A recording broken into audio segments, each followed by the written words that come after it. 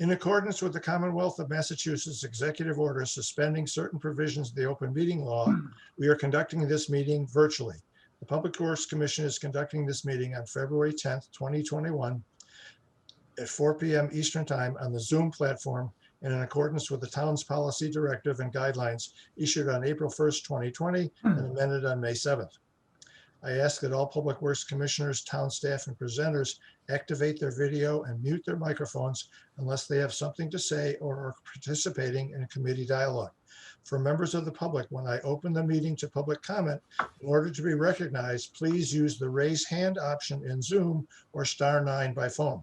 If you are recognized, please state your name and address. This meeting is being recorded and will be available for later viewing on the town's website.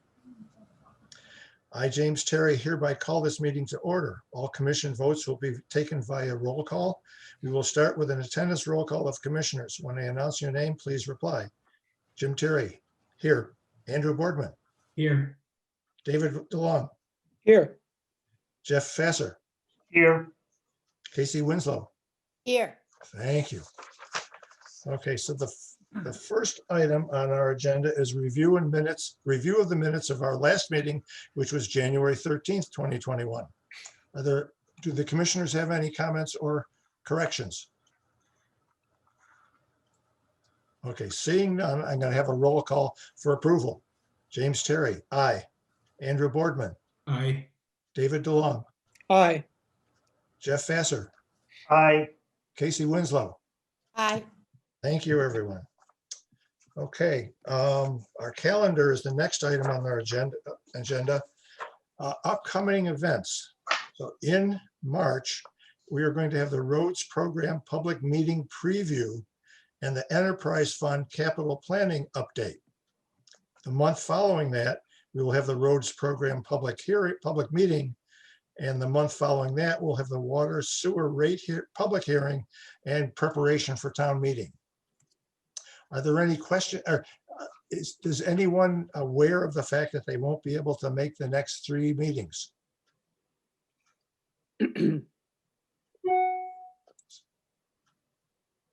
Yeah, David. Can you just remind us of the dates? March 10th is the next meeting. After that, it's April 14th, and then May 12th. And we may have a meeting before town meeting. Town meeting is June 13th, and it's going to be at the Doug White Field. June 13th. Okay. Thank you. Thank you. So David, just to be clear, we tend to have this on the second Wednesday of the month. That's sort of the running schedule. And then what we also do is, depending on need, usually the summer is lighter schedule, and it's often we'll actually miss a couple months if possible, just as an FYI. Okay, so moving on to the next item on our agenda, we have the solid waste and recycling rate hearing. Is someone ready to make a motion to open the hearing? I'll make the motion that we open the hearing. And I'll second. Okay, so the motion was made by Jeff and seconded by Andrew. Was that correct? Yeah. Okay. Mr. In Chair, that case, I'm sorry to interrupt, but we have advertised it at 4:10. 4:10. Okay. Okay. In that case, Ellen, how about a little, I think I saw Aaron a little bit. Maybe he could give us a little bit of an update on how his crew has been so busy over the last week and a half. Fair enough. Aaron, can you hear us? Yeah. Go ahead. Please jump in. Absolutely. Afternoon, everyone. Aaron McCloskey, Highway and Ground Superintendent, Concord Public Works. So we've been very busy. Last week we had a large snowstorm, probably the largest one of the year, largest one we've had in the last few years, actually. We had 20 inches of snow. So I'll kind of highlight that storm. It went from February 1st into February 2nd. Saw 20 inches accumulation. So the total storm cost, just so everyone kind of knows where we're at, is for that one storm of 20 inches, was $124,000. So during every storm event, we're tracking labor hours for town staff, both straight time and overtime.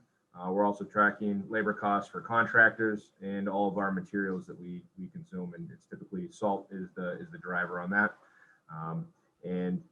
So that storm, $124,000 total labor hours that went into that storm. Were 744 employee hours, 419 contractor hours, a total of 1,136 hours. At the height of the storm, we had 43 pieces of equipment out on the roadway. And we're going from kind of start to finish. Typical storm. After the snow stops, we continue to clear the roads, push back the roads, widen them as much as possible. We're clearing sidewalks, we're clearing curb ramps, crosswalks to allow for pedestrian safety. And due to the amount of accumulation and talking with Director Alan Cathcart and Town Manager Stephen Crane, made the decision to do downtown snow removal. So if anyone went down to Concord Center, Thoreau Depot, or West Concord, you'd see that, I think the storm finished up on Tuesday. We let everyone rest Tuesday night, and on Wednesday evening, Wednesday night into Thursday early morning, we did a downtown snow removal operation where we have multiple vehicles, trucks, both town employees and contracted vehicles are involved in the operation. We basically clear all the snow that is windrowed onto the curbs and the sidewalks to the middle of the road, and we'll snow blow that into large dump trucks, or we'll pile it up and load it with loaders and equipment into those trucks and haul it to our offsite snow dump. And that is done to allow people to easily access the businesses, the merchants, and enjoy kind of downtown areas, both in Concord Center and West Concord. Aaron, can I share this? I think we have 2 minutes, so I'm going to share this particular, this is what time of day or night? So this was at 5 o'clock in the morning. This was the kind of the end of our operation. I'm sitting in the truck here in Concord Center at the rotary. You can see a loader, multiple dump trucks. We have a loader, a snowblower attached to a loader, which is that vehicle right there coming towards me. And we are snow blowing windrows into the trucks and loading trucks, and kind of this is the final area that we did the clean up that evening, about 5 o'clock in the morning. So we typically start about 8 p.m. Is the start time for the operation, and go into the overnight hours and wrap up between 6 and 7 in the morning. Just go to show the amount of equipment and sort of coordination that's required to get this project done, so that by the time, daylight comes, we're kind of back to, people wake up, they start, heading downtown, and the work is done. The elves are gone, and, it's quite an effort. And Aaron and his crew, I'll give Aaron and his supervisors kudos. They've really sort of learned Concord well over the past year. Orchestrate this. It's got private contractors. We have our own internal workforce. There's the emergency response, open up the roads, and then there's a lot of follow-up and cleanup on crosswalks, sidewalks, and that sort of goes on for days and days. And as well as hydrants and clearing of those. So there's a lot of effort, that goes into one of these storms. And when they're back to back to back to back, it just becomes that much more challenging. But in any event, it was pretty kind of nice to see that image. And I know I talked to Aaron the morning after this, and he sounded like, as he said, it's like Christmas Day for him. He's just having all sorts of fun with the equipment, and actually just the productivity and seeing it all happen. It's just, it's a pretty impressive operation. So, well done, Aaron, to you and your crew. The commission might like to see that, it's, unless you want to get up at 3 or 4 in the morning, it's just a better option here in the comfort of your own home, I think. Mr. Chairman, I know it's 4:10 and Anna's about to tell us to stop talking so we can call the hearing to order. See, I told you she was going to say that, but I just want to add my voice to the appreciation for Aaron and his crew's work. I know the businesses really appreciate it. Yeah, they did a fantastic job. I know I drove by Kaiser Road on Monday morning, and all the trucks were all ready. They were lined up right up to Kaiser Road, all the way back into the yard. And I know that the roads have been pre-treated also, because even after the other snows that we've had, once they've been plowed, it's down to the pavement, and it's really a heck of a lot better than my driveway. That's for sure. Yeah. Really well done. Well, Thank thanks, Aaron. I know I threw a curveball at you for not being ready at this time to talk about it, but thanks a lot. Fine. Anna, is it now okay for us to open the hearing? Do we need to do the motion again, do you think, or do you think we're okay? You did the motion to open the hearing and everyone, Okay, Jeff, if you could make that motion again to open the hearing, that'd be fantastic. Yes, I'll make the motion to open the hearing for the solid waste and recycling subscription rates. Is there a second? Andrew Boardman, second. Okay, as again, we're gonna have to make all of our votes by roll call. James Terry, aye. Andrew Boardman, Aye. Jeff Fasser, Aye.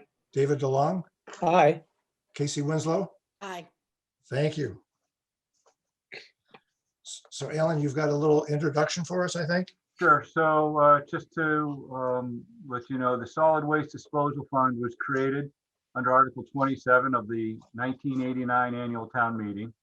This is an enterprise fund. Rates must be considered and approved by the Public Works Commission after being advertised in a local newspaper, and a public hearing must occur. Notices appeared in the Concord Journal, and the public hearing is occurring presently. With that, I'd like to introduce Melissa Simonsini, who is our Environmental Services Program Administrator, who will walk you through a little bit of a overview of the program and sort of what goes into the services and the actual proposed rates. So with that, I'm going to share the screen, and Melissa, if you can take the lead, walk us all through. Can you see? We're on the right page. We are. Okay, great. Wonderful. Thank you, Alan, and thank you, commissioners, for being here this afternoon.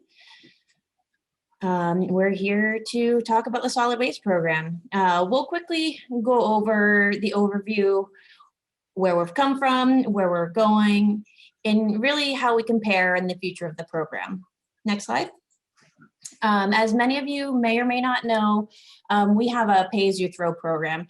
Essentially, it's a fee-based program with weekly collection, and we also have dual stream recycling. For those of you who may not be on the curbside program, it essentially means that we separate paper in one bin and plastic in another. It allows us to have a better market for those recycling commodities once they go to the recycling facilities. It's a rather economical program, as you will see, with the dual stream recycling. It's a little bit more environmentally sound than some of our competing programs. And we have been holding firm of having about a 39% recycling rate. And this is just an overview of how many subscribers we had. The program started in 1998 when the landfill closed and our residents needed an option to get rid of their waste. Next slide. And this is an overall slide of what we call tonnage. So the yellow line, municipal solid waste, is your trash. And you'll see that over the last couple of years, we've been holding firm, but we're starting on a little bit of a downward trend, which is a good thing.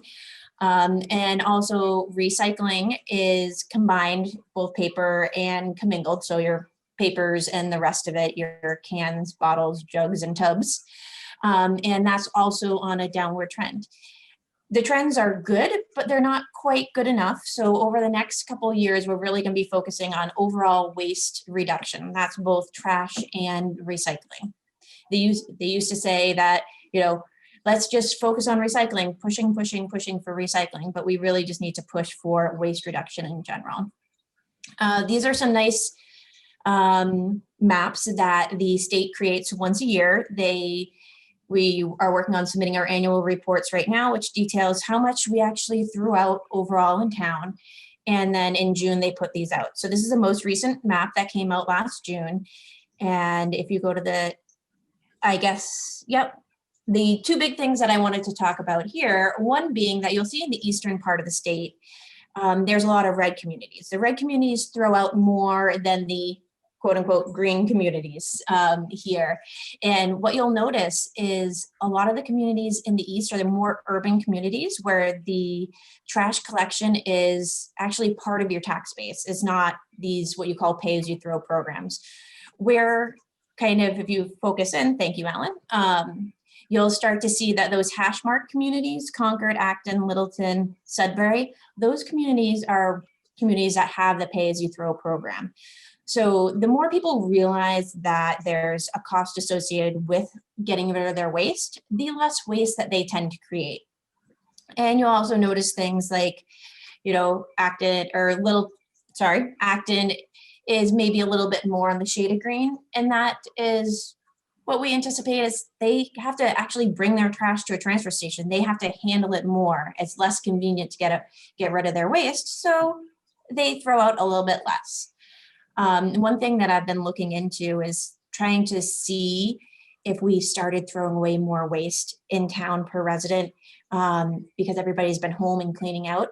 And we're still right in that same bracket. We haven't increased the amount that we're throwing out per resident even through 2020 and the whole COVID season, which I've been pleasantly surprised about. And then we talk about our proposed rate. This fiscal year, we're proposing to go up 10%. It may sound like a lot, but it's really only $40 an annual increase over the entire year. We're not proposing a rate increase on the stickers and tags, the disposal fees. It's just the overall rate that we're increasing this year. We're still pretty competitive. If you can go to the next slide. This is a comparison of where we stand with the other some of the other local providers. And I put up the green line just this afternoon as I was reviewing to show that, you know, we are creeping up in costs, which is expected because we're nearing the end of our contract, but we're really still competitive. You know, we're either, you know, $10 less a year or, you know, up to $50 less a year or even more. And that's really saying a lot because we provide a lot of extra value. And that's because something I didn't realize last year or, you know, even years before is that we have a dedicated customer service team. When you, in other communities, often you're calling the provider directly and they're just like, yep, we'll get there. Here in Concord, we're actually able to pick up the phone and talk to people and say, hey, I missed my, you know, my service was missed. We are able to walk them through, talk to Waste Management directly, our team directly there. And you're not just filtered through some call center. That was really important last week during the storm. You know, we're able to kind of really walk people through and handhold them so that they felt that they felt valued and that their service was going to be attended to. Also included in our fee is residents or customers are able to attend one of the 7 or 8 events that we have at the Minuteman Hazardous Waste Facility in Lexington for free. Or every other year, they can also attend our local collection that we have here in town, which is always very well attended. The other incentive is you only pay for what you throw. So the rates that you saw, that $4.50 a year, is based off of the average that people throw in town, which is 1.36 bags per week. But if you are, you know, living by yourself and you only have 1 bag every couple weeks, that's okay. You're not paying extra for that. So let's say if you only put out your barrel or 1 bag a week, you're only going to pay about $415 a year for your service there. So it's definitely, especially for the people who need a little bit more customized service, it works out well that way. And you either have a 6-month barrel sticker that you can get, or you can get those extra bag tags or disposal tags that you can put on a barrel or a bag, depending on what works for you.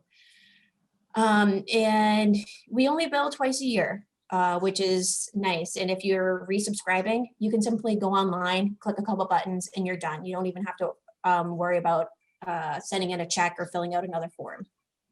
And then the overall cost savings of the program. And so beyond FY22, so our contract actually ends at the end of June. And, you know, as we discussed last month, we were looking to have a new contract in place moving forward. But with COVID, we're currently still working to develop a program that warrants going out on the street and really working with residents and businesses to figure out what they want. Now that can be, might not just be waste management. We want to be able to go out on the open market and get competitive services. We might switch from barrels and bags to totes. And we're looking at other communities who have already gone through this process. Some things that we're looking at in order to help keep costs down is, are we able to get a cardboard compactor versus the cardboard dumpsters that we have? Are we able to remove glass from our recycling stream and provide an option for residents to bring their glass to, let's say, the compost site when they bring their brush? Doing that will save us, an estimated $10 a ton on our recycling fees. And that brings me to, what can we do at the compost site? Do we have any opportunities, to look at how we're using it? Can we do cardboard down there versus at DPW? Can we, have overflow recycling, the glass crusher potentially? There's all these options that we have to look at with the state because we have permits on how we use that site. So we'll be looking at evaluating those over the next year. The other things that I've talked about over the last couple of months is, organic waste diversion or, curbside composting. About a quarter of the municipal solid waste or your trash is most likely organic food waste. Can we get that out of the waste stream? And that will reduce a lot of our funds there. Textile recycling. Textiles aren't going to be able to be put in the trash. That's your clothes, your stuffed animals, your old curtains, beddings. So we're working on advertising different ways that you can dispose of your textiles. Look forward to something, I think, in the sustainability update either later this week or next week. And then also mattress recycling is something that you'll probably be hearing a lot more about over the next year. Next slide. And a big thing out there is what they call recycling contamination. So how clean is our recycling?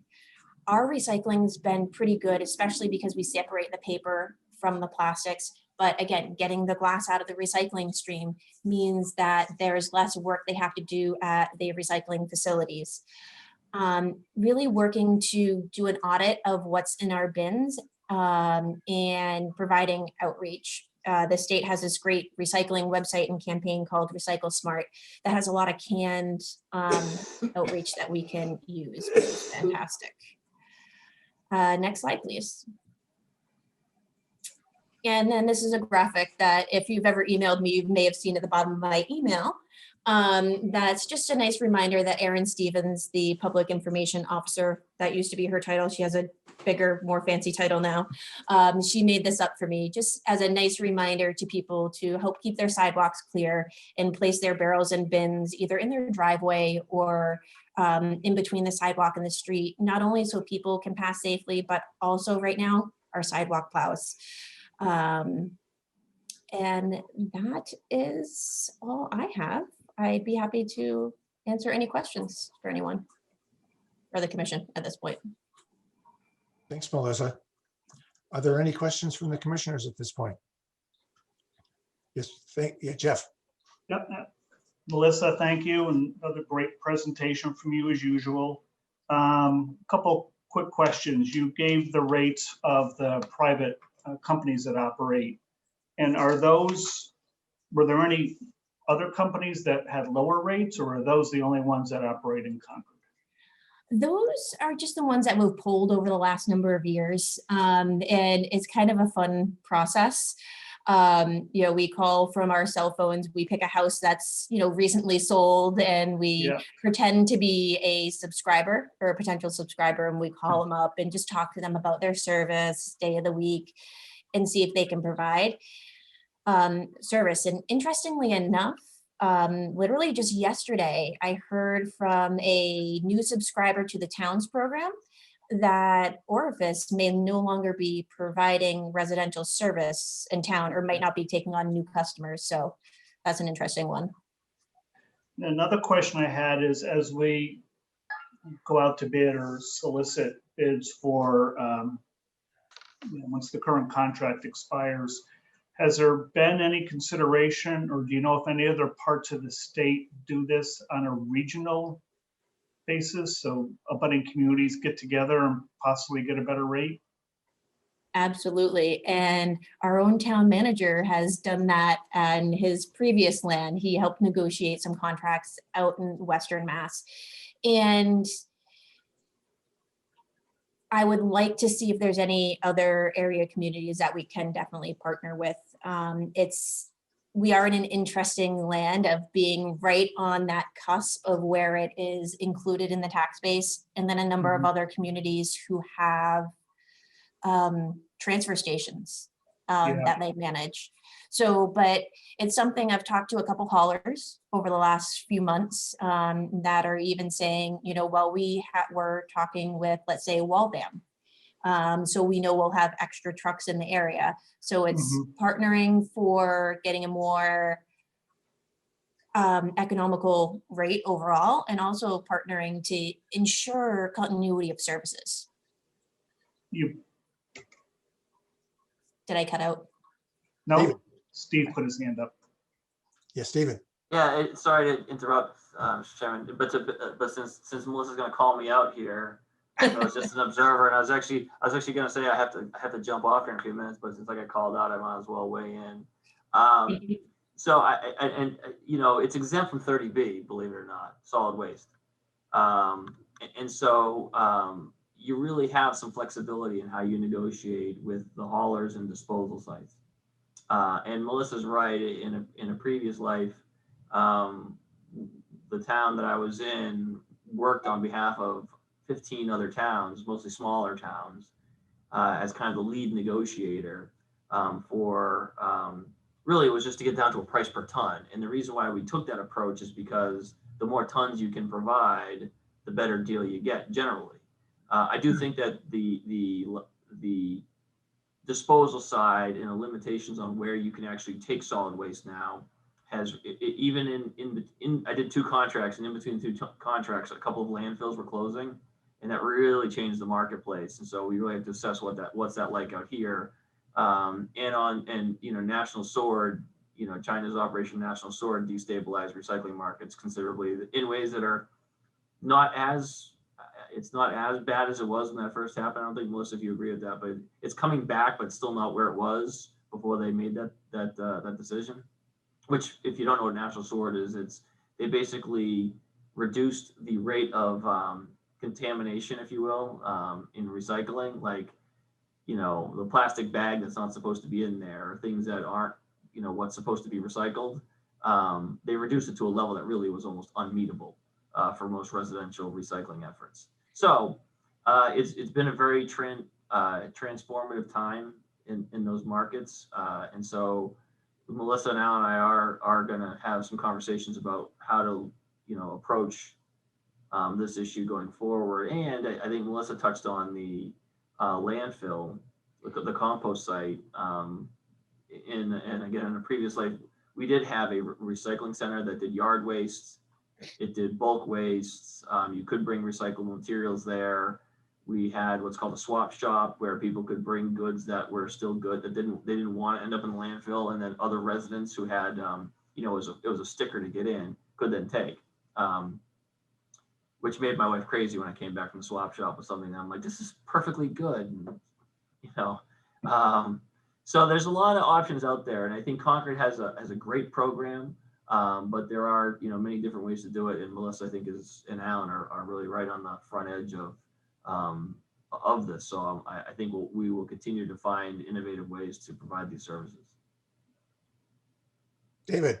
I have two questions, hopefully quick. First of all, Melissa, what is the, you're proposing a $40 increase, right, in the curbside subscription fee? Sort of asking, what's the justification for that? Is that normal? Has it been $40 a year for the last X years? How does this compare to previous years? And why? How do we explain that to our neighbors, when they say it's going up $40? Absolutely. So $40 is a conversation with this crew here, and $20 a cycle is the is kind of a little bit more of something that makes it a little bit easier to bite off. Mhm. And that really, for a long time since China soared, our competitors have seen that increase. And now we are on par with our competitors. We had been really buffered from the effects of the sword policy because we had our contract. But what's really saving us is the fact that we have the dual stream right now. And while it has a little bit more hauling costs associated with it, our cost per ton for recycling is still much less than our neighboring communities. If you look at the tonnage and the rates per ton, on average, it puts us out to be between $70 and $74 per ton, where our neighboring communities, depending on the markets, are spending between $100 and $150 a ton for single stream recycling. Mhm. A lot of where we're seeing our increase really is the general hauling cost. It's, if you look at the overall cost increases, even though our recycling tonnage per ton price is going up, it's really the hauling cost that's going up the most for us.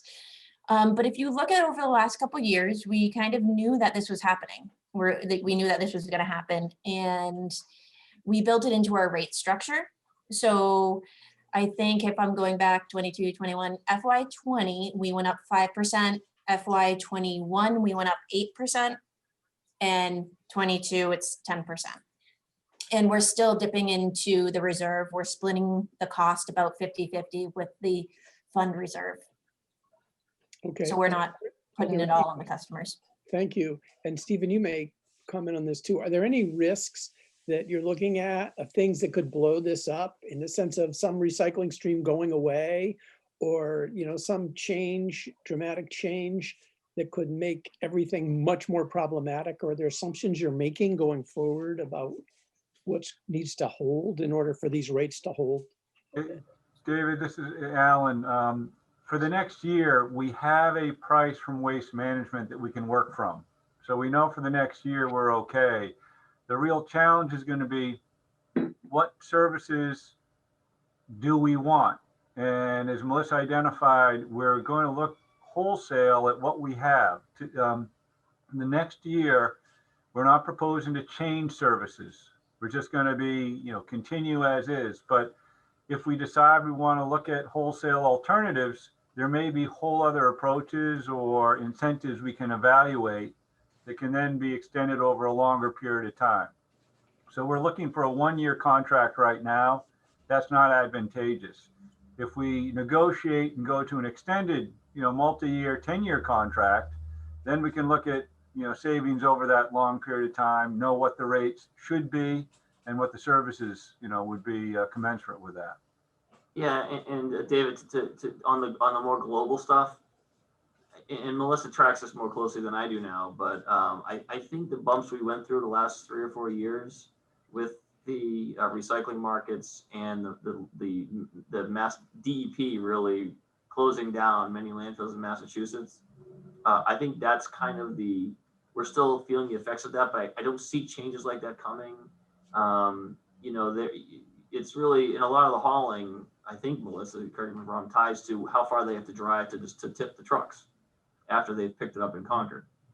And Correct. So it's, where are they tipping? Is it trash to energy facilities that are nearby? Is it landfills like in, there's the euphemistically named Seneca Meadows outside of Albany, New York? And, where are they going?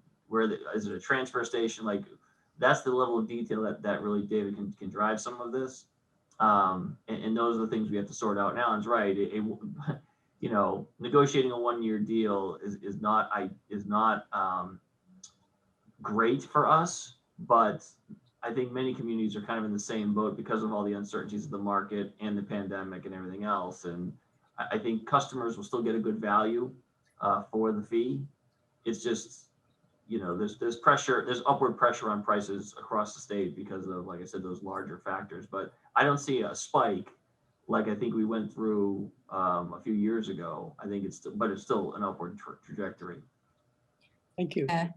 You guys definitely made two great points there. And the other thing that we're really going to focus on over the next 4 months is getting a pulse on what the town wants so that we can go out. And one of the interesting parts that I found throughout this whole China sword policy is it's just really changed how they're recycling. At first it was like, we're not taking your recycling, but now what we've seen is a lot of the Chinese companies coming domestically and buying some of the paper factories or investing in the different MRFs to process locally and then export the raw product that they need for their manufacturing, which is kind of almost a smarter way to do it in the long run for them.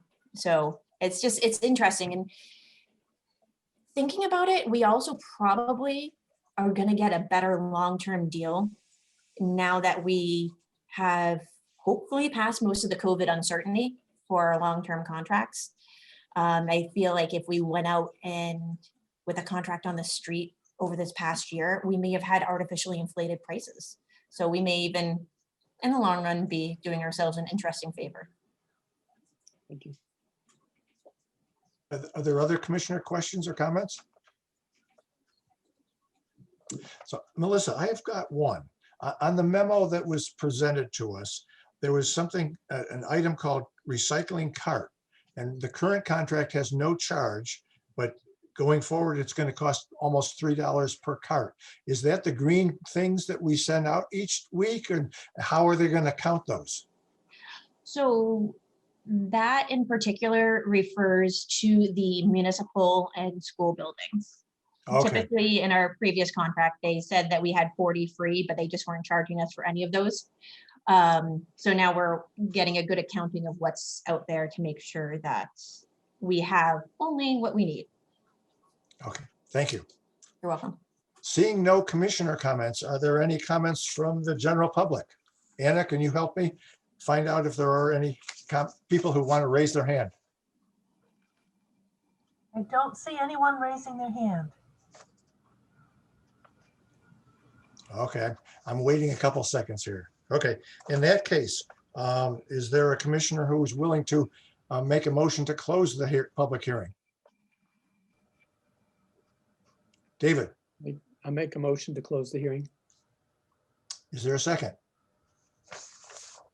Second. Thank you, Jeff. That was Jeff Fesser. Okay, we will have a roll call vote.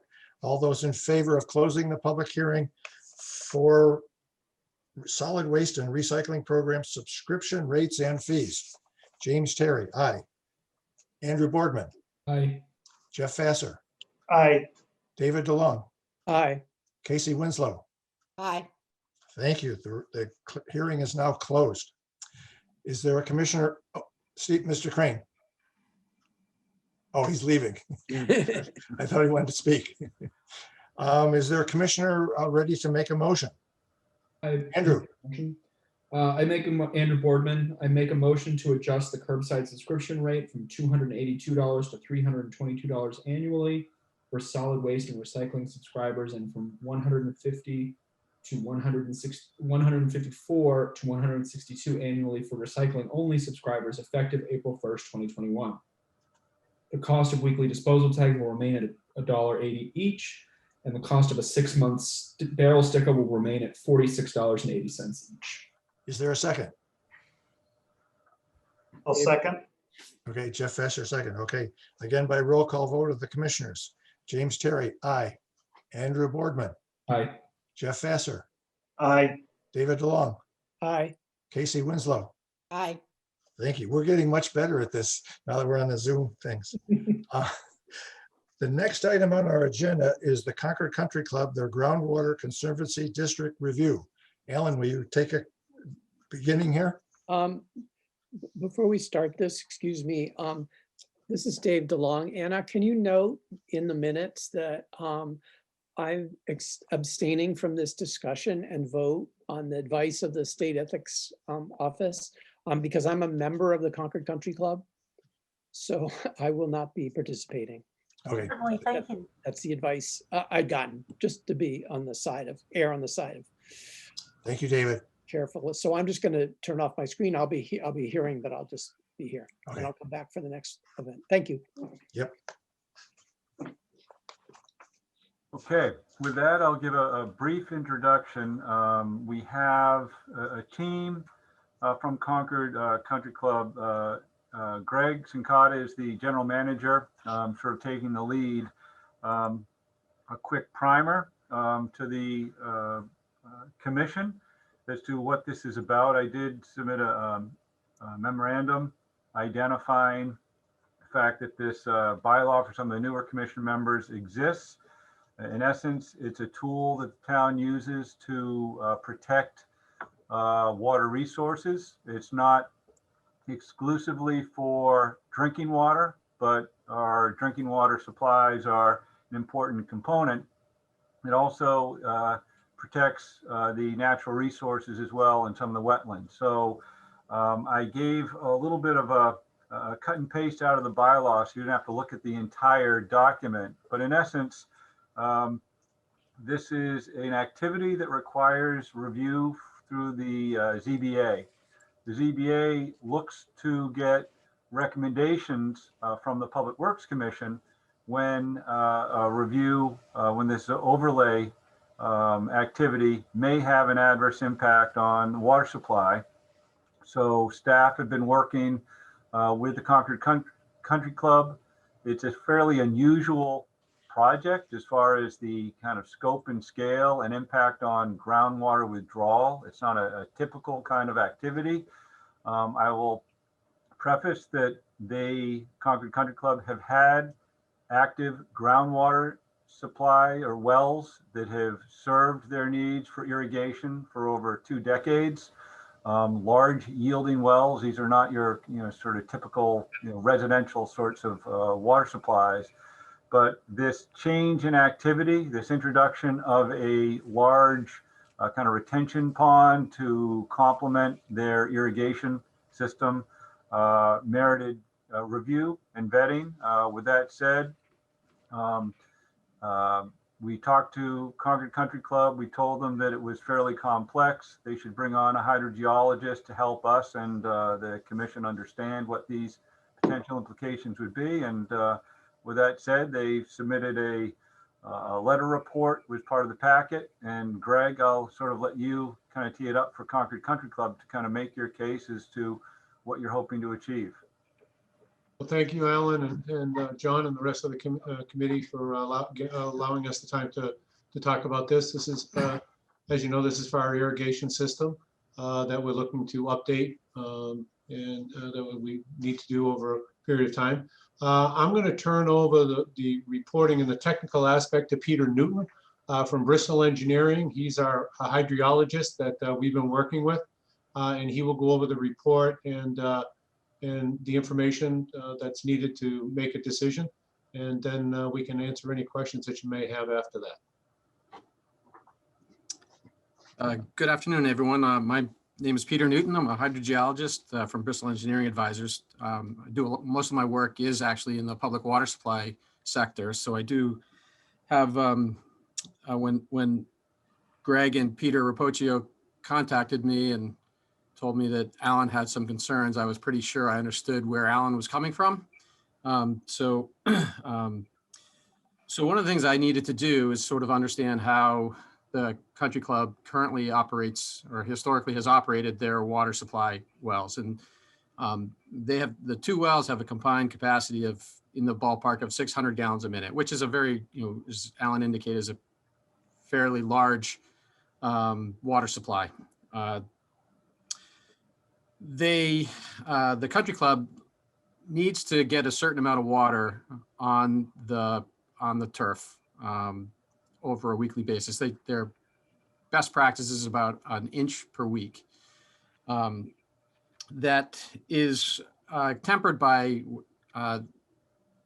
rainfall, whether the soil moisture stays higher than it needs, then they can throttle it back. But historically, they've pumped, they pump the wells as needed, constrained by the need to actually have golfers on the course. The existing irrigation system, the actual emitters or the sprinkler heads, limit the amount of water that the wells can produce, can push out into the field at any one time, which extends the irrigation system, the pumping schedule into the day, into the golfing hours.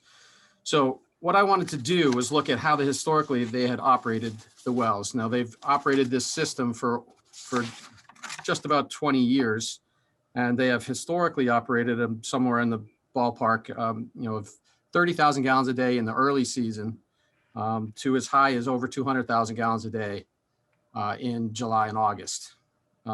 Peak days, that's an average. That's an average over a month. So the data they have is monthly data. It's high. The highest, the peak usage was 6.8 million gallons during July of 2002, and that equates to 220,000 gallons per day on average that month. So they may have actually pumped more than that in any one day during that month, but that was the long-term, or the 30-day average or 31-day average. The value of doing that is to look at how they've historically operated it, and to put Allen's or the Concord Public Works concerns that, provided that they don't exceed those historic numbers, that these wells can continue operating the way they have without any demonstrable, I guess, effect on Concord's the Deaconess wells. So I don't know if you've had a chance to look at that. There, I go into some detail as to why I think that's a valuable exercise to look at the historic operations. The concerns that Allen has, that I understand, that I recognize, are that once the irrigation water is being withdrawn from the pond rather than the wells, constraints on pumping rate will be removed. So instead of running the wells 6 or 8 hours a day, constrained by the need to stop irrigation when golfers are on the course, they can run the irrigation pond at a higher rate at 1,200 gallons a minute, say, for 3 hours or 4 hours in the morning before golfers get on the field, get on the course, or overnight, or before the golfers get on the course, so the course can dry and be not soaking wet when golfers arrive. And then run the wells all day long to recharge the water that is being pumped. So in theory, they could run the wells longer with the irrigation pond than they have historically done that. So they could pump more water than they have. Now, one of the ways to evaluate, or to evaluate how to avoid doing that, or how to convince, how to demonstrate that they will not exceed historic pumping, is to look at the storage in the irrigation pond. And so they have a 3 million gallon irrigation pond, and assuming they only want to, they only want to draw it down to 50% to that would provide 1.5 million gallons of water, of irrigation water, that would be available without running the wells at all. And at the historic peak of 220,000 gallons a day, that's not that long. It's about a week. It's a little less than a week, 6 days.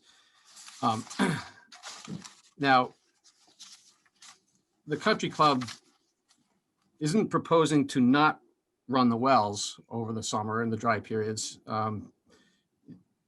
However, it is willing to consider mitigating the volume it pumps under certain circumstances. Now, the state of Massachusetts has a drought management plan, and in the tables on page 4 of the document, we discuss how we mitigate pumping and reduce the amount of water withdrawn, which would extend the the capacity of the irrigation pond with minimal recharge from the wells. So the last table discusses how they would propose to operate it with under different drought scenarios. Under normal drought, they'd irrigate full 80 acres and pump, basically constrain the well. The well operations would be constrained based on historic long-term averages, not the peak month average, but the long-term averages, plus a factor of 30%, which is basically a recognition that there may be peak weeks, there may be weeks that they need to pump more water, but the long-term average would be the cap that they would withdraw from the wells.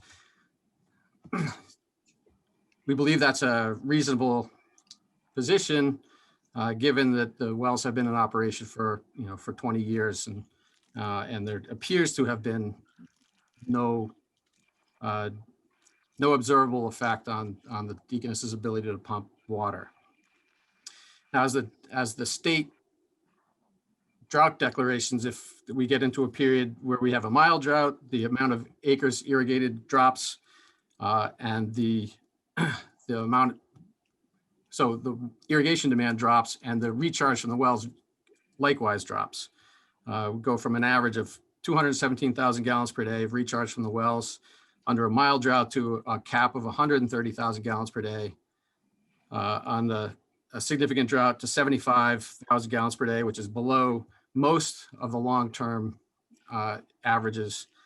And then we get into a critical drought, which we approached this year. We're down to 58,000 gallons per day.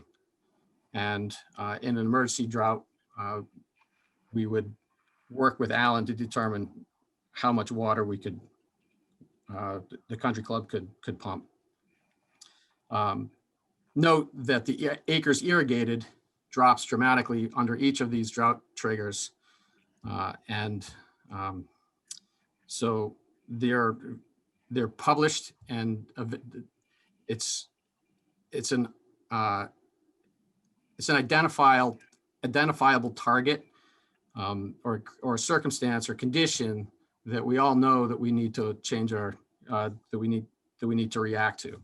Now, one of the ways that we can verify that the Concord Public Works can verify that the country club is abiding by these triggers is to establish a monitoring network, a monitoring well with a real-time data recorder that's available to Concord Public Works and to the golf club. Our proposal is to work with Concord Public Works to identify a suitable location somewhere likely within the oval that's between the golf course wells and the Deaconess wells. The country club will fund the installation of a water level transducer and a networking repeater, basically, that would make it publish it to the internet that could be read. So Concord Public Works could keep an eye on it. The country club can likewise keep an eye on it, and if they see groundwater levels dropping, as is already the case, they will reduce pumping at the wells. So one of the things that the irrigation pond makes available to them, however, is the ability to capture runoff from summer storms, spring rains and snowmelt, but more importantly, summer storms. So as you all know, we get a thunderstorm, we can get an inch of rain in a short period of time. They may not be frequent, but right now, most of that water is runoff to the streams, to the creeks, and infiltrates the groundwater. Whereas with the irrigation pond, any of that rainfall that falls in the watershed can be captured and then could be reused for irrigation, which would further decrease demand from the wells for refilling the pond. So that's it in a nutshell.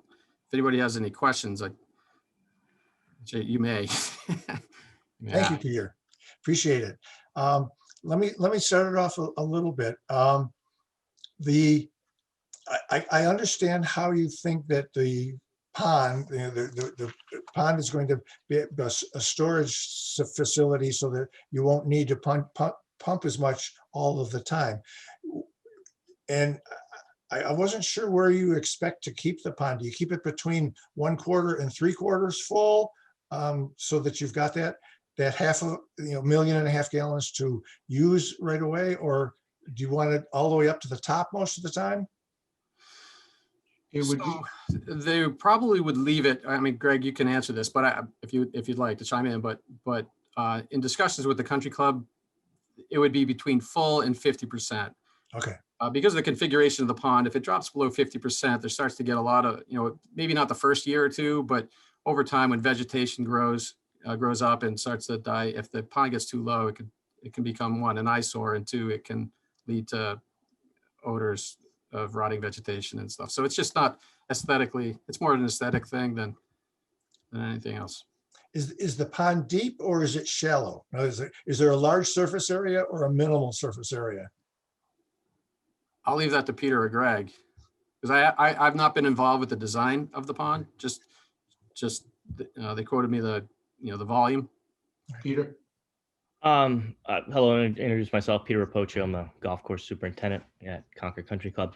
The pond is roughly about the size of a little over an acre. I think the deepest point is between 12 and 14 feet. I think more sort of towards 12. And that's at one small point. It kind of tears in as, kind of like a pie shape along the site.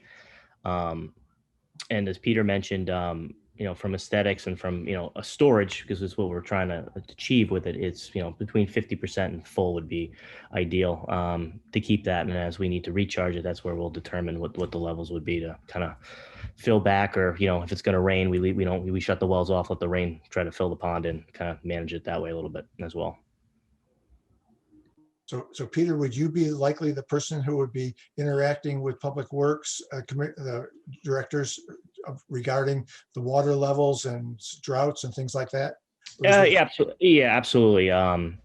We do. So in our, just to kind of give you a little history, we currently have 2 wells on property. When I got to the club 11 years ago, there was no way to monitor the well. So we do have, we put transducers in the well so we can monitor the drawdown as we currently use it. It's obviously where we're pumping from, so it's not an exact replica of what we can recharge. But we do, and as the summer goes on, we see the well levels start to drop, the aquifer, then we back off our watering as well. We try to conserve where we can, and we're only watering, as needed to keep turf grass alive. We're not doing it for keep everything green and lush. We're just doing it, as we need it, when we need it.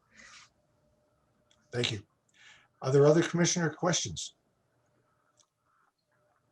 Jeff? Yes. I have a few questions, so hopefully people will indulge me for a little bit here. And I want to thank the Country Club for having this study done in Bristol. Peter, thank you for your report. It's got a lot of good information in it. And some of this information I'm sure is in here, and I'm just not connecting the dots. What would the proposed irrigation rate be using the pond on an average versus what it is now? In other words, now you're drawing water from wells. There's only so much yield per minute. There's only so much out in the hours per day you can water. The pond will give the ability to water more quickly. So I'm just wondering what is on average, will the pond allow you to use more irrigation water when necessary? So over the course of a year, will you be using more water, or does it average out to be about the same? It's just a different mechanism of supplying. Right. So it's liable to be very, very similar to what historically has been done. I mean, there's 2 things constraining it. One is they do have a registration under the Water Management Act, which caps the total volume of water that they can withdraw or they can pump. The other is really, the desire here is to get the water on the course quicker. Yep. So, the constraint of making sure the course is dry enough, firm enough for golfers, that will be somewhat removed, at least in terms of the amount of volume of water, but but we're still constrained by by our commitment to keep the pumping to long-term historic averages plus a safety factor, I guess, a 30% buffer to allow days that we may need to pump a little bit more, and then there'll be days that'll be less. But the monthly or the monthly average pumping rate will be essentially the same. Thank you. This may be more for the country club. When you looked into a pond, did you also look at an option for a contained system versus an open pond? And with an open pond, you're dealing with evaporation, contained system, whatever goes in theory is going to stay there.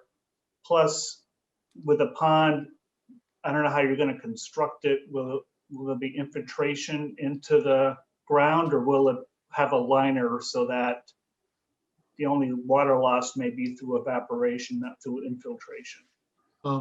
In the case of, we did look at a chamber, and we would still have a lot of the same issues of drawing the water out of the ground, and the Water Conservancy, we'd still be in the issue of that. So, and it was a smaller unit to hold to do that. So, but we did look into that.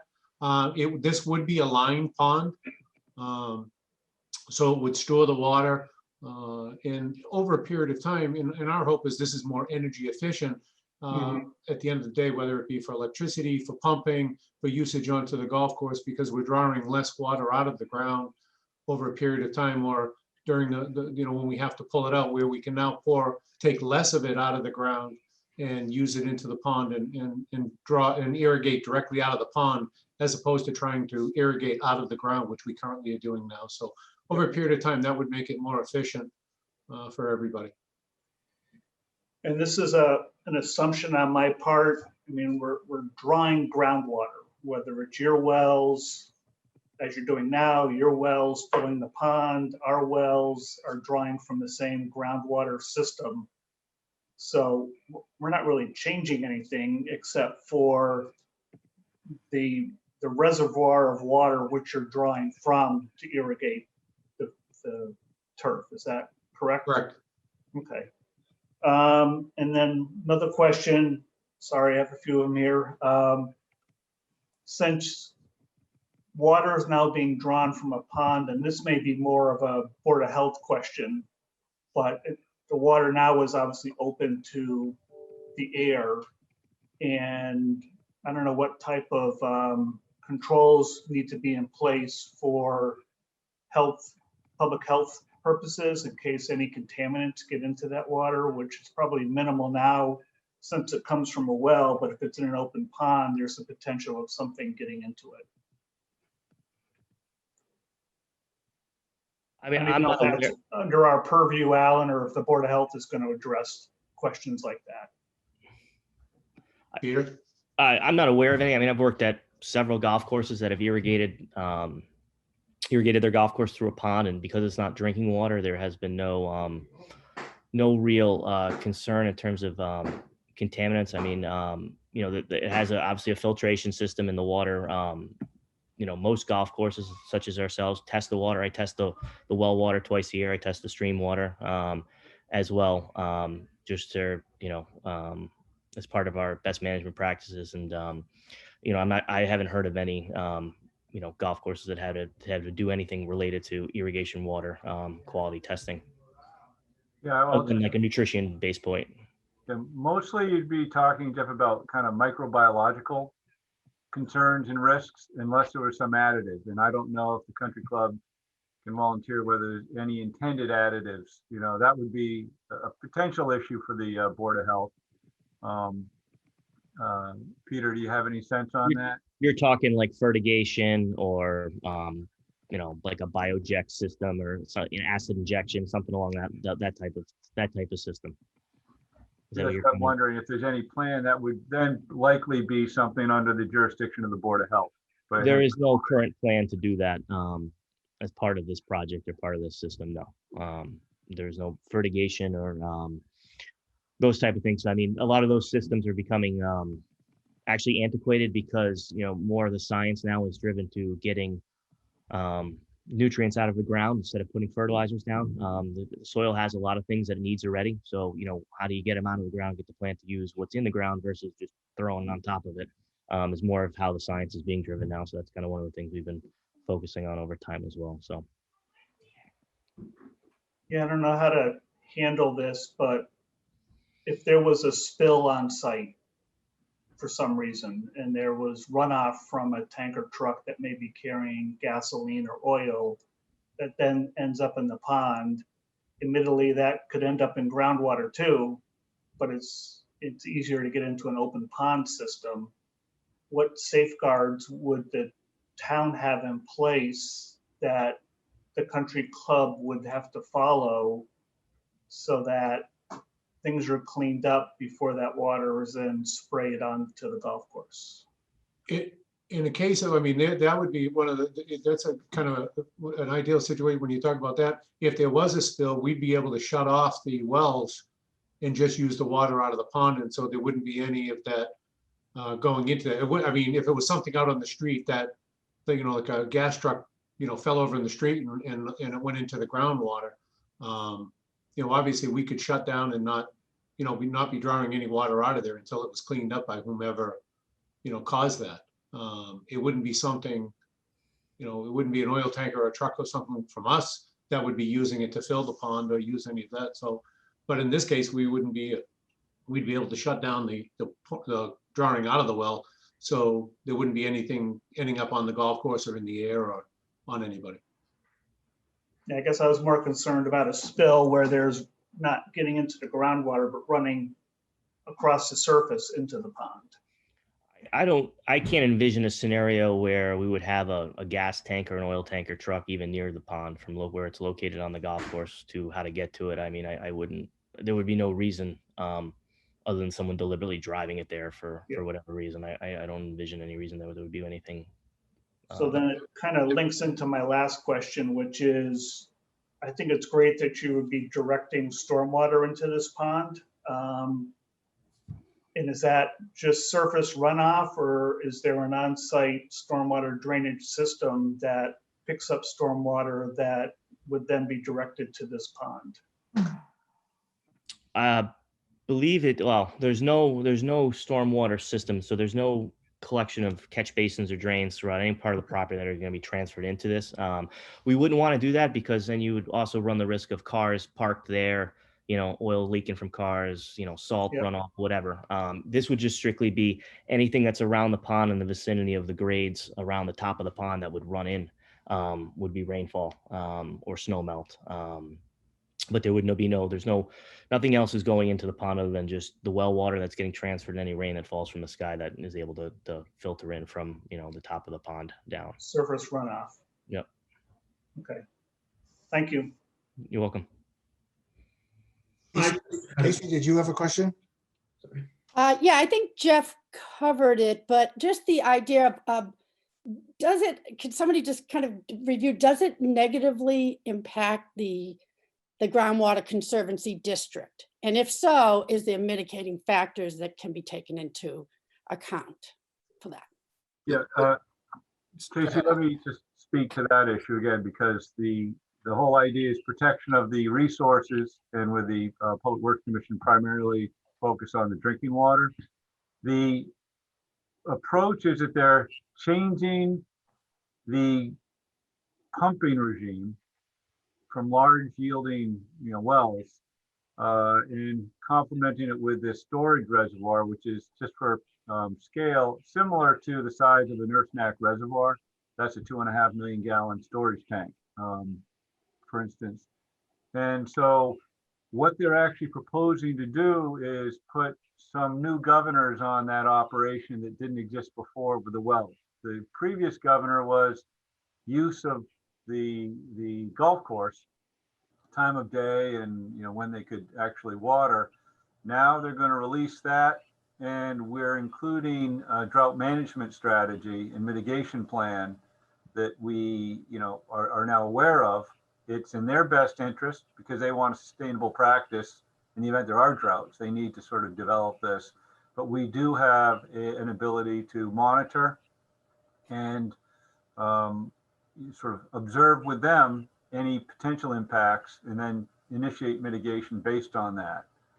So we haven't had that tool before, so this actually becomes a good opportunity. And I think the goal is to coexist where they can have their operations but not have an adverse impact on the municipal well. That's the focus. And I think And with the droughts being, I feel like we're kind of trending in that direction of drought. that's right. And so this will help us to hopefully, kind of work together to manage it. Correct.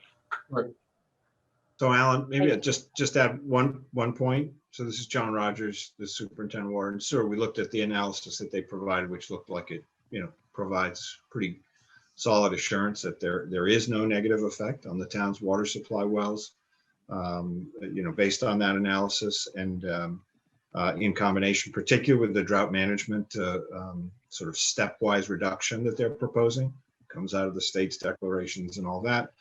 But that's all good in theory. And to your point, Casey and others, what actually happens. And there's a whole complexity of hydrogeology that goes into what actually does end up happening and how Peter and the club is operating that system. And it just seemed like the monitoring well and a monitoring program gives us a means for validating that, what those effects are, if any, can be documented. And so, that's a program we proposed that be developed. They took us, right up on that and had some ideas about the monitoring well. Now it's just a matter of working out the nuts and bolts of that, in consultation and over, once they've got all their permits, we then sit down and take a reasonable amount of time to work through the details of that and with hopes that we find it becomes unnecessary after some amount of time because it shows that there is no effect. And so anyway, that's it. Thank John, you. that's very helpful. Andrew. Yeah, I just had a question. This may be more Water Management Act oriented. So the state's regime and their registered sources, those ordinarily wouldn't have triggers associated with drought conditions, correct? They would have to stay within their historic averages, but since those are grandfathered in, those downward cycles. Correct. That's correct. 3 levels of this. There's registration, which is theoretical. There's past practice, which is what we've experienced, and we know what they've been able to withdraw. And now with this change of activity, there's the opportunity for the town to put in some checks and balances on that, which is all good.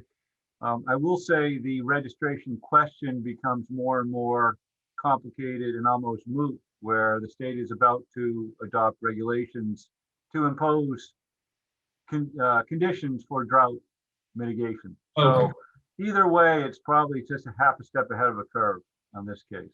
Okay. Yep. That was all I had. I was wondering how the registration. I think John's comment about how Concord is looking at this and how with the monitoring wells, we will be able to work together with the country club to determine, to identify situations where cutbacks on the amount of water being withdrawn would be necessary. But it appears because there will be a storage facility for the water, they won't have to draw as fully during potential drought situations, so that it looks like it is a more comfortable situation for the town and for the country club to work forward. Right, and to document the effects of those Yes. things. Yep. Right. Yeah, the irrigation pond actually provides a lot more flexibility to manage the irrigation in dry periods. It Yes. certainly provides a lot more flexibility in dry periods than in normal The current precipitation. situation, right? And it'll be less of a irritant to the members of the club who want to play Exactly. golf when someone wants to water the fairways.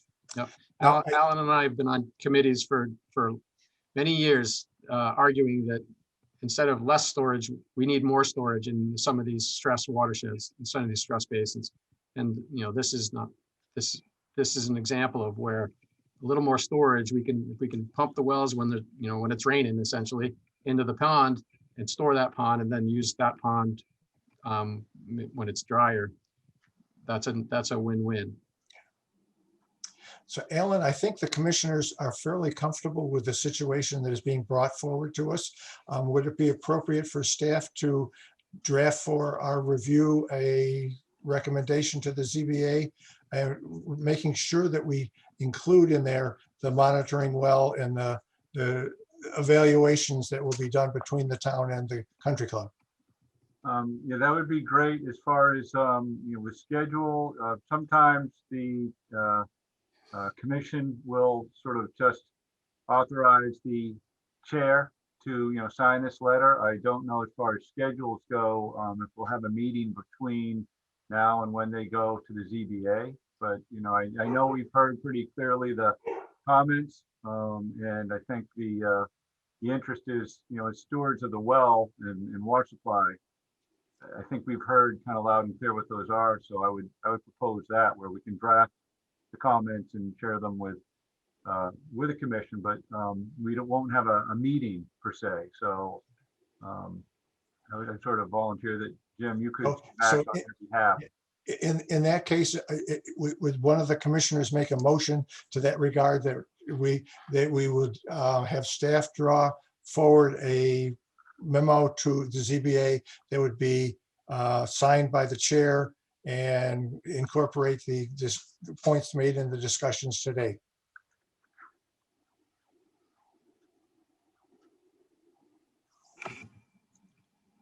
Can I get some? Casey, I move to have a draft memo made to the ZBA to discuss the items that we discussed, discuss the measurement, taking measurement measures, and what is there a technical term for this? Thank you. Is there a second? A second. Thank you. Thank you, Boardman. Okay. On the roll call vote then, those in favor? Excuse me, I just wonder, is there a chance for public comment on this, or is that not is there not an opportunity for that in this forum here? Go ahead. I think that would be appropriate. Go ahead. Hi, I'm sorry. My name is Barrett Comgene. I live at 99 Williams Road, and I actually live right on Jenny Dugan. So we are behind the country club, and we've sort of witnessed this project as it's been ongoing. And so we have a variety of interests in this, in particular protecting that sensitive watershed there and the Jenny Dugan Brook. And I think that's something that hasn't been discussed here, because I know that the drinking water and the recharging of the wells is a primary concern. But I also know that town natural resources is also something that needs to be taken into consideration. And the proximity of this to the wetlands and to the Jenny Dugan Brook, I mean, it's right on the edge of it, and it significantly changes the topography in the area. There's a ginormous berm, a 30-foot berm that's now going to be leading directly into the wetlands, and there's going to be storm discharge and other things that are going to impact that wetland area. And so I think that those are things that, and I appreciate all the work that the DPW and all the other various town offices have done during this project, because I know that typically this conversation takes place prior to the work commencing rather than after the fact. But the concern that we have is also about drying out this watershed.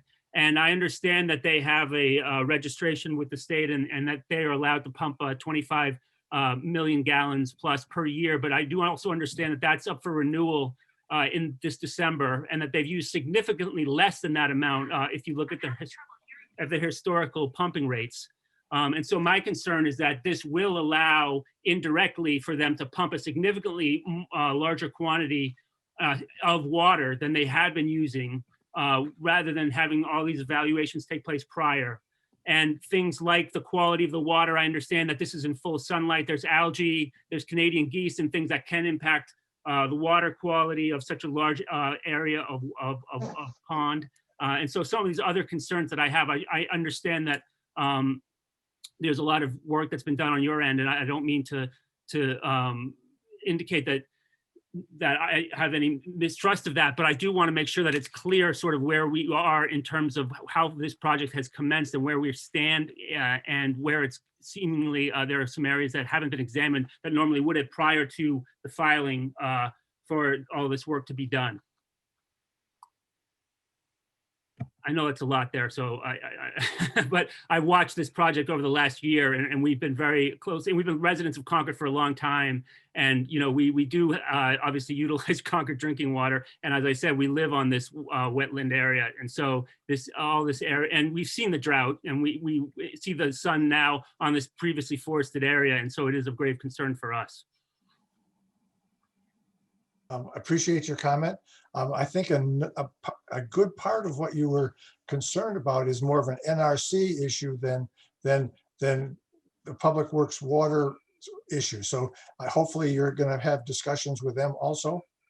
Yes, I think, you know, that is something where they run into communications with that. But I just think, you know, in terms of the recharging and, you know, the permeable surface, I understand that the lining prevents the pond from draining, but the water loss through evaporation and the fact that then the groundwater doesn't get recharged and flow into that stream, and it's depriving those wetland areas. I will continue to follow up with the NRC about that, but I just wanted to bring it to your attention as well. Great, thank you. Alan? Jim, can I have Peter Newton to speak to that issue? Because I understand the concern about, you know, the registration overdrawing, but we did sort of look into that. It was part of the technical review. Peter, you just want to sort of highlight that one last time as far as the concern on increasing the withdrawal from past practice, because I think that was addressed with your water balance assessment. Right. I guess there's a fair amount to unpack there, and I'll try to, I'll do the best I can to convey, to answer his question there. So, yeah, so the registration is 25 million gallons a day, 25 million gallons over 214 days, or roughly like 120,000 gallons a day, I think is the Right. average.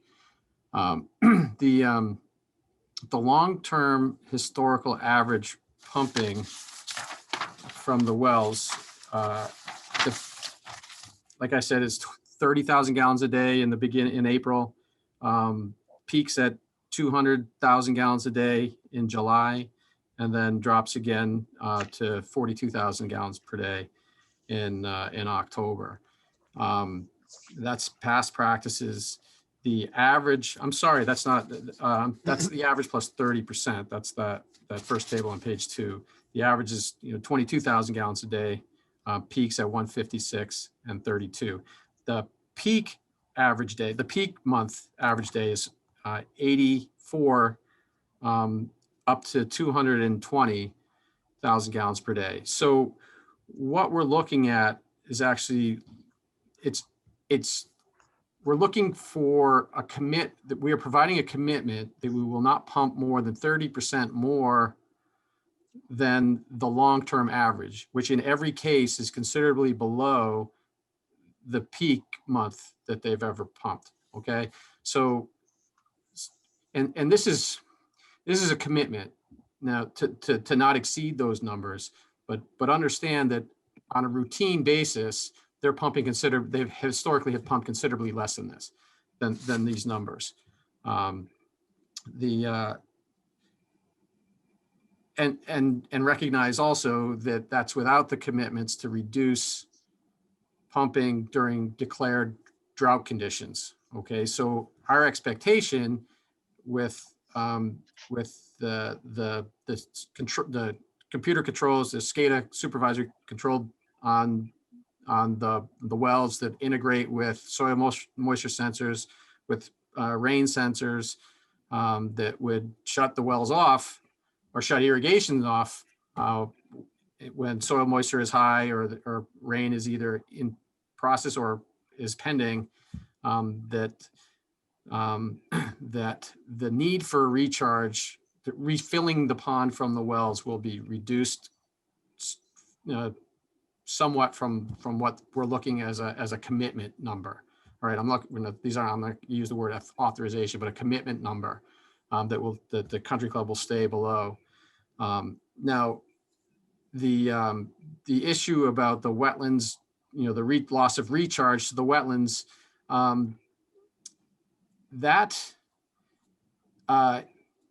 once the pond is constructed and filled, the amount of water coming in and coming out will not change, will essentially be the same as it was before.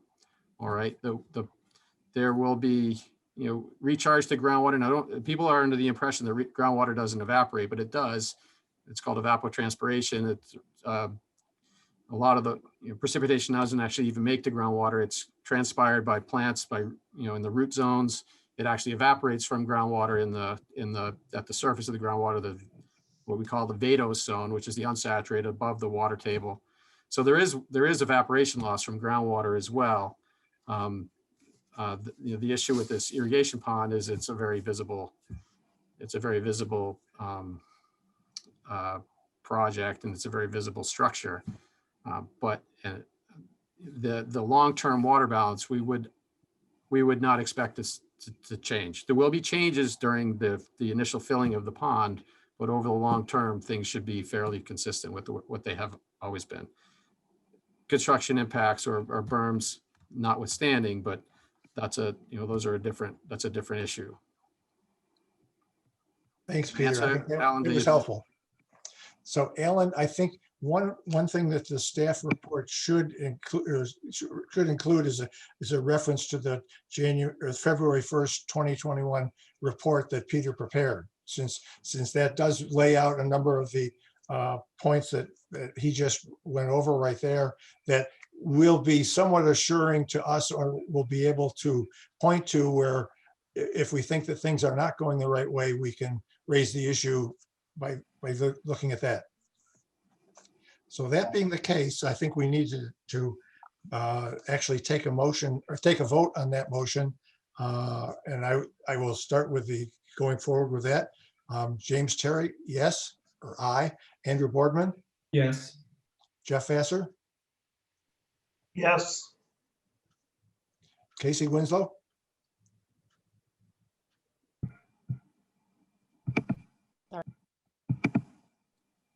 That was an aye, Casey?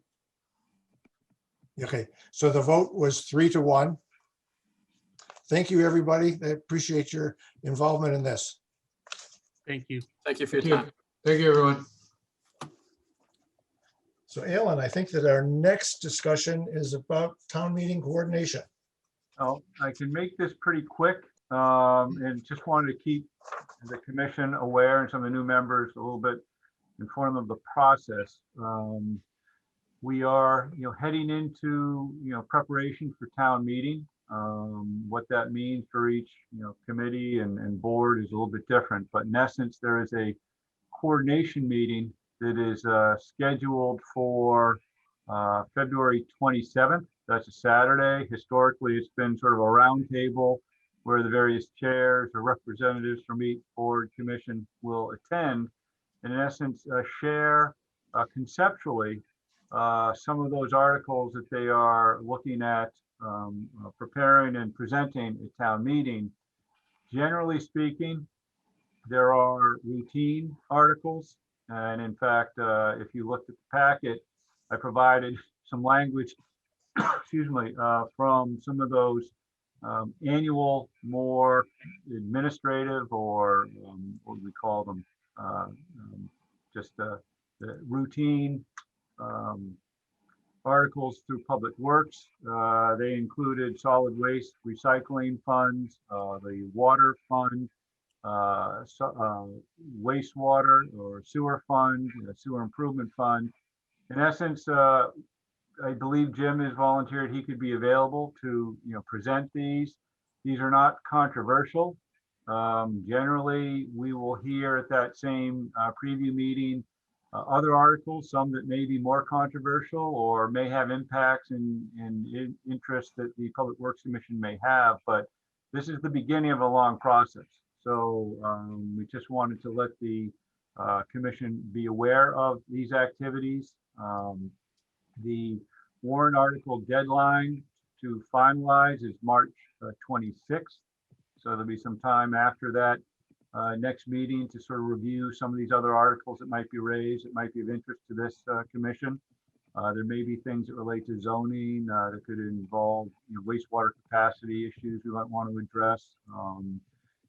That's what the preview is about, just to flag those things that we should be aware of and sort of bring back to this commission. Public hearings will begin in April, where you'll get the full vetting of the proposed articles. Motions will be due by the end of May, final motions, final language, with town meeting scheduled for June. So that's just a general overview. Just wanted to give you a courtesy of those things that we have on our radar. And I can tell you the long and short is there's nothing there that is unusual or significant. An example might be down the road, we might be looking at borrowing authorization for a water treatment plant that could be significant, might have sort of new information that we'd have to sort of communicate to the community, but that isn't on the on our radar for this annual town meeting. So Jim, I don't know, you have experience, and if you want to offer something else, if you folks want to look into the drafts, but it's just kind of preliminary at this point. Right. It's fairly standard from what we as the Public Works are anticipating for this year. If others are interested in joining this Zoom meeting, let me know. I can give you the link. It sometimes is interesting, and sometimes there's a lot of things that are ordinary that take a lot of time to get through. Just bring your own coffee. So I think we can move on to the director's report. Okay. All right, very good. So we'll I'll get to the share screen. This is our opportunity to sort of bring the rest of the staff back in. You've seen the director's report, some of the highlights over the past month. Some are sort of running projects and some are new, information. You'll get familiar with the flow of those reports, but the idea is you can skim through them. If you have questions, you can ask the specific project manager, in this forum here. So I'm going to start the, did I share? Have I got the share up? Okay, so Melissa, quickly, if a little bit of not just trash and recycling, but Melissa does a lot on our sort of compliance, environmental compliance, and has materials and training, for Public Works. But there was an event recently we thought, might want to be aware of. So Melissa, you want to tee us up? Sure, thanks, Alan. Let's see. So on January 2nd, during a routine storm response, we had a hydraulic line on one of the plow trucks spring a leak in the Nashotah neighborhood. Just about the same time that the truck was in the shop getting routine maintenance done, that we discovered that the hydraulic tank was low. The dispatch got a call from some neighborhood residents saying, hey, we're seeing an oil sheen up here, come take a peek. So fire department was first on site. They gave CPW a call. I'm the spill coordinator, the spill response coordinator. We were notified. We had Clean Harbors out. I guess, first of all, the fire department was excellent, responded promptly.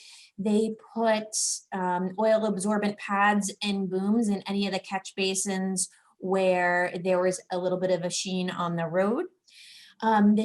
In reality, we weren't sure at the moment how much had actually been released. So we treated it like it was a significant release, called in DEP, because the sheen was heading down the roadway with the snow melt into some catch basins. So the fire department responded promptly, popped the catch basins, put in oil absorbent pads into, I think it was a total of 32 catch basins. And we contacted Clean Harbors, came up with a plan with them and DEP for response and cleanup. And Clean Harbors came in that afternoon or that evening and sucked out all the water and sediment in any of the catch basins and put some more pads in there. And we kept everything in until the next storm to make sure that there wasn't any more oil potentially getting out into the Sudbury River. Turns out through the whole process, there was only about 5 gallons released. So we are working with Mass DEP to file a retraction notice. So there's a lot of work that goes into any of the cleanups, big or small.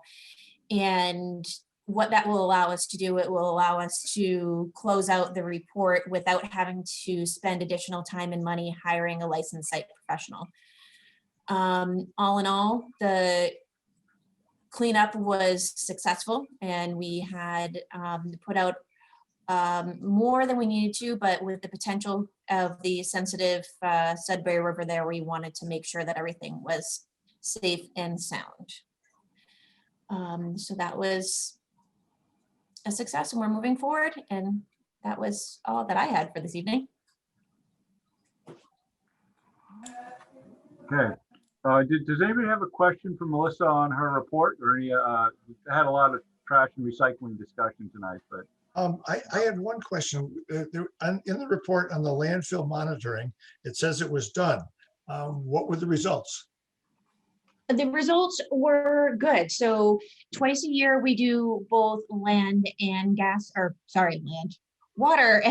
monitoring. And then the other 2 quarters, we just do gas monitoring. And as far as the results, they were all normal. In a couple of our wells, we do see a little bit of high methane gas. But because there's no homes and there's no sensitive receptors right next to it, the state hasn't flagged it, and we're not trending significantly either way. So all in all, we're good to go.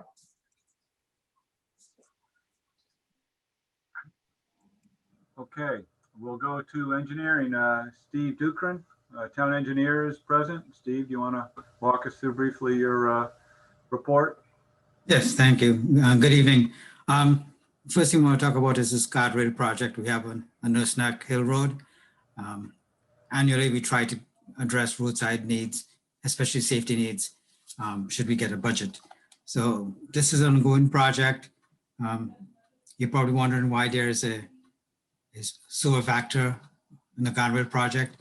The reason is there's a water line that's in close proximity to the guardrail, and we need to carefully dig the holes and using the Vector to help excavate the holes. Here you're seeing where the new posts for the guardrail are, and the old guardrail at the back of it. It's a cable and post. Those will be removed when we're done. And the next slide shows a finished product with a new beam. It's the Corten steel. It's that rustic looking rusty rail that blends in with the neighborhood. The project is only 50% done. The rest of it will be done in the spring after the snow is gone.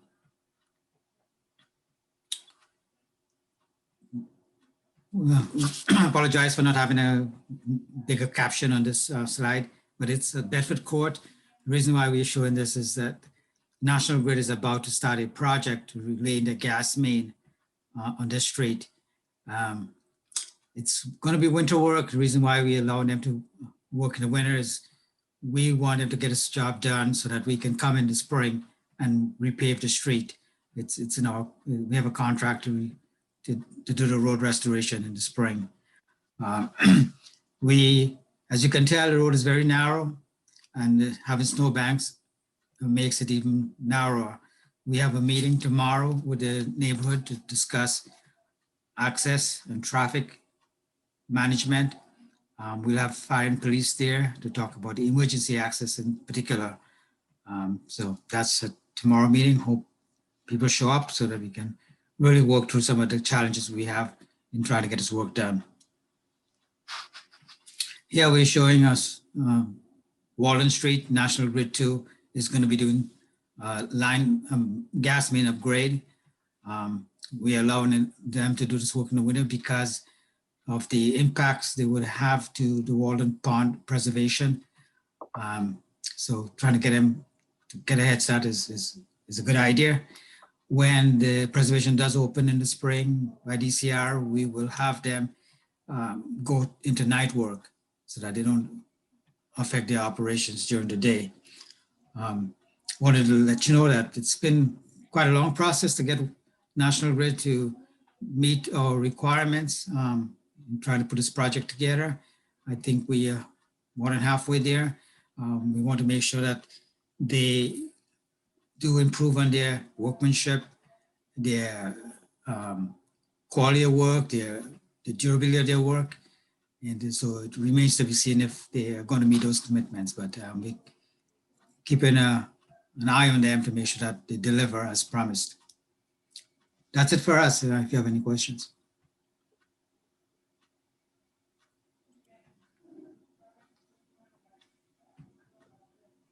Any questions for Steve on the report? Anything else? I will just kind of highlight working with National Grid. It's a challenge, but it's not just Concord only. I mean, they are a big operation. They like to kind of do things the way they like to do things, but Steve and his team have been really shadowing, the review of their proposals. I think we've come a long way by requiring certain detail we didn't used to get from them to really understand what potential impacts will be, and working closely with the police department on traffic management and trying to mitigate the construction impact. It's unusual to be allowing this winter work. It's in essence mutually beneficial, and especially with DCR and how active and busy Walden Pond can be.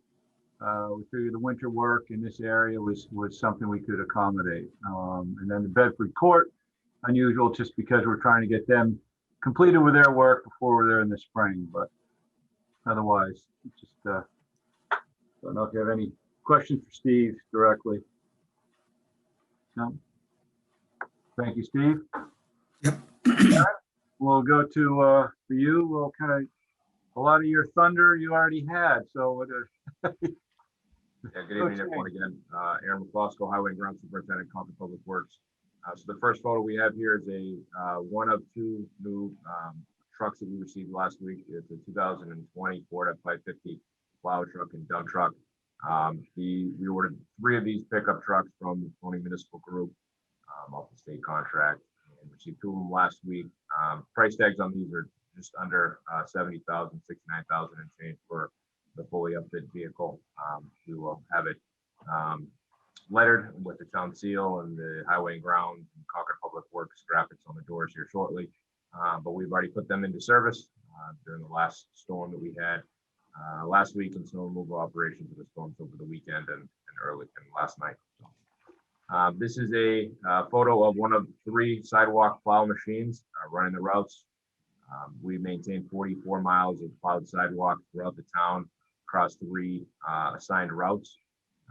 We are seeing an uptick in requests and attention to sidewalk and sidewalk winter maintenance.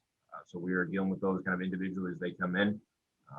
But definitely seeing a higher use during these times with more people being at home, working from home. We've seen definitely a reduction in the commuter use of the sidewalks, more for recreational leisure. A lot of Concord residents on the sidewalk. So it's definitely a high priority of our winter maintenance program.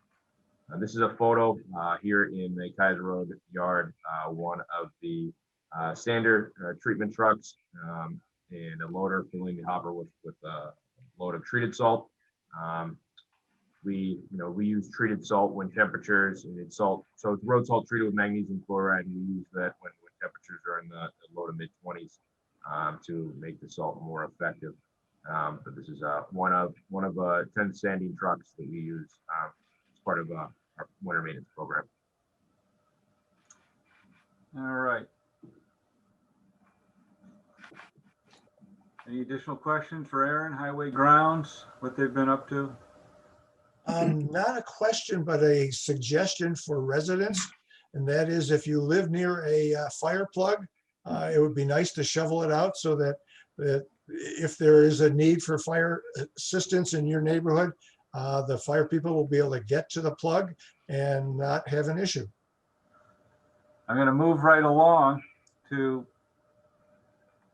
that's initiative. I'll bring on John Rogers. John, if you want to talk water sewer a little bit, this is kind of right up your alley.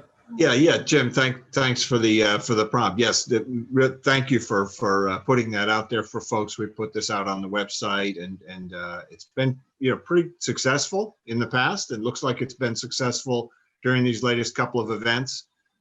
Sometimes it takes a significant effort to get these things cleared, and it's great if the people adjacent to them, the property owners, can get out there and clear these hydrants, make sure they're ready to go.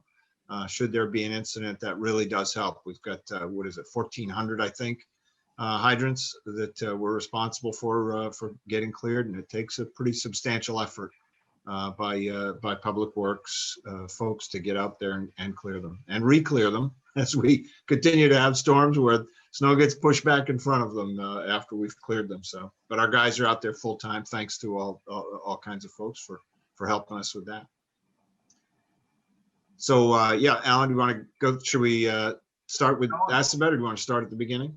No, whatever works for you. Yeah, let's just go in the order that they're in here. And yeah, so a lot of activity right now on one project. We completed a lot of projects last year. We're just in the process of completing these substantial rehabilitation of the Lowell Road pump station and the Assabet over in West Concord.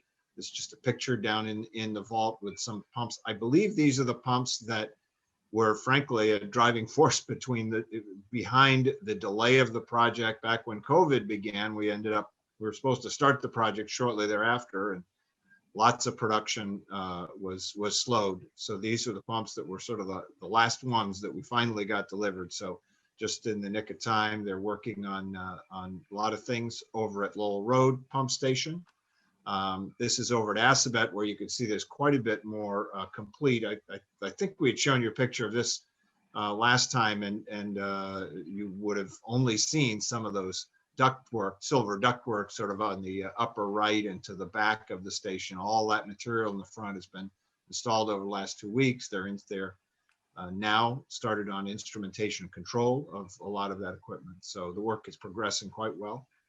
And this is down in the wet well itself of the Assabet pump station. Just more, as you can see, a very deep well, a lot of work down there to get everything cleared up and get that and the other pump station fully rehabbed. So that project is ongoing. We're hoping to finish that up in the next couple of months. Probably have to wait to complete all of the work until spring conditions for doing exterior finish on both those buildings, and some site work as well. I think that's it for to report. We've got some projects coming online this in the spring and in the summer and fall. We can describe those at future PWC meetings.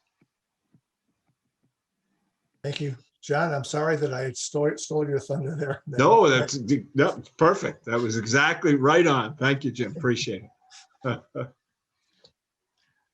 Are there commissioners' comments or questions in a general nature? Not seeing any. Are there other comments from the public? Carlin.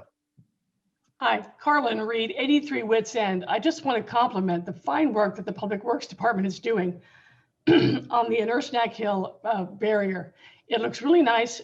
The crews have been very courteous, and it's an excellent, excellent safety measure. So thank you very much. That's it. Thank you, Carlin. Anyone else? Seeing none, is there a motion to adjourn? Dave DeLong, I make a motion to adjourn. Is there a second? Second. Thank you. Let's have a roll call for this. James Terry, aye. Jeff Vassar. Aye. Casey Winslow. Aye. Andrew Boardman. Aye. David DeLong. Aye. Thank you. We are now adjourned. Thank you, everybody, including all the staff members. Thank you. Great Thank you job. all. Thank you.